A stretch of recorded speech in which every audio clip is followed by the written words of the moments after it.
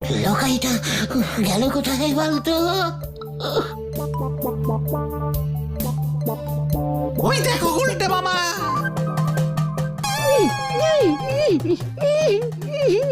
একই ওর এই অবস্থা করলো কে? ওরে খোল, ওকে খোল।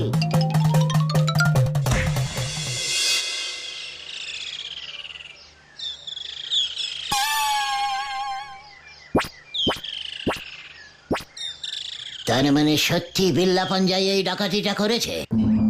কি করব?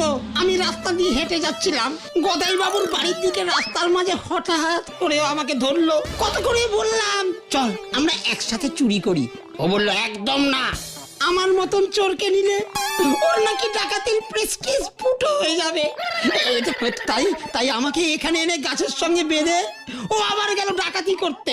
সবই তো বুঝলাম, কিন্তু তুমি গদাই বাবুকে 10,000 টাকা ফেরত দেবে কেমন করে গুলটে মামা? প্ল্যানটা যে এমন ক্রস কানেক্টিং হয়ে যাবে আমি তো বুঝিনি রে। শোন লকাই, তোর জন্যই আমি ঝুলেছি। তোকেই ওই বিল্লা পাঞ্জার কাছ থেকে 10,000 টাকা চুরি করে আমাকে এনে দিতে হবে, নয়তো বলহরি দারোগাকে বলে তোকে আমি ফাটকে পুড়ে দেবো। ওরে বাবারে বাবারে বাবারে বাবারে বাবারে, কেস গন্ডগোল।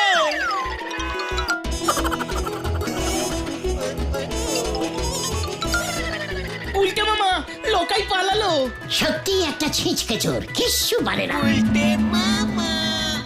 বিল্লা পাঞ্জার নাম শুনেই ভয় খেয়ে গেছে। ভয় তো তুমিও খেয়েছো গুলটে মামা। খোদ্দার ভিন্ডি, ঝানু গোয়েন্দারা কখনো ভয় পায় না, মনে রাখিস। বিল্লা পাঞ্জার মতো একটু বড় ধরনের ছিচকে ডাকাতকে কিভাবে শায়েস্তা করতে হয় সেটা আমার জানা আছে।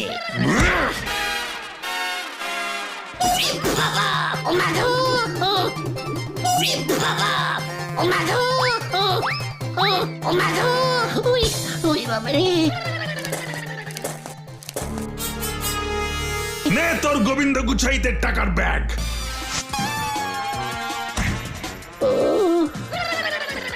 আগে খুলে দেখলে আমি এত খাটনি করতাম না। ওই বাবারে।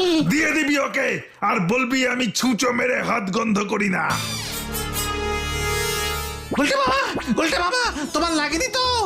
ওই বাবা, উফ, একটু লেগেছে, কিন্তু ঝোলা গোবিন্দর টাকার ব্যাগ আমার হাতে ঝুলছে, সব ব্যথা কমে গেছে। গুলটে মামা ব্যাগটা খুলে দেখো টাকাগুলো সব ঠিকঠাক আছে কিনা। খবরদার, ব্যাগ খোলা চলবে না, টাকায় বিল্লার হাতের ছাপ আছে। আমাদের হাতের ছাপ পড়লে মুশকিল হয়ে যাবে। দিস ইজ ঝানু গোয়েন্দাস বুদ্ধি। চল এবার সোজা ঝোলা গোবিন্দর কাছে চল সবাই।